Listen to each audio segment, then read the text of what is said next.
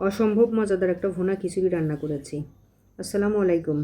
খিচুড়ি রান্না করার জন্য একটি প্যান নিয়ে নিলাম, চুলায় দিয়ে দিলাম বেশ অনেক পরিমাণেই তেল। তেলের মধ্যে দিয়ে দেব পেঁয়াজ কুচি,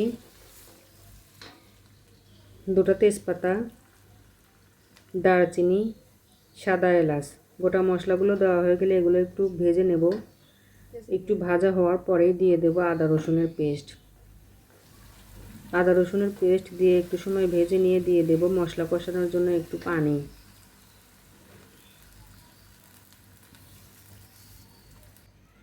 এখন পরিমাণ মতো লবণ দিলাম, ধনিয়ার গুঁড়া,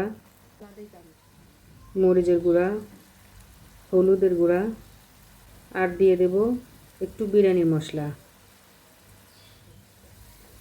বেশি না, অল্প একটু বিরিয়ানি মশলা দিয়েছি, এজন্যই খিচুড়ির টেস্টটা অনেক বেশি ভালো এসেছে। মশলাটা কষানো হয়ে গেলে আমি পোলাওয়ের চাউল আগেই ধুয়ে পানি ঝরিয়ে রেখেছিলাম, চাউলটা দিয়ে দিলাম। চাউল দিয়ে কিছুক্ষণ চাউলটা ভুনে নেব। চাউল ভুনা হয়ে গেলে আমি পানি ফুটিয়ে রেখেছিলাম পাশেই, ফুটন্ত গরম পানি দিয়ে দিলাম। এখন দিয়ে দেব ডাউল। আমি যতটুকু পরিমাণে চাউল দিয়েছি ঠিক ততটুকুই ডাউল দিয়েছি। এটা বুটের ডাউল আর মুগের ডাউল। ডাল দুটো আমি একটু হালকা সেদ্ধ করে নিয়েছি। পোলার চাউল তাড়াতাড়ি সেদ্ধ হয়ে যায়, বুটের ডালটা একটু শক্ত শক্ত থাকবে, সেজন্য আমি দিয়ে দিলাম একটু সেদ্ধ করে। কাঁচামরিচের ফালি দিয়ে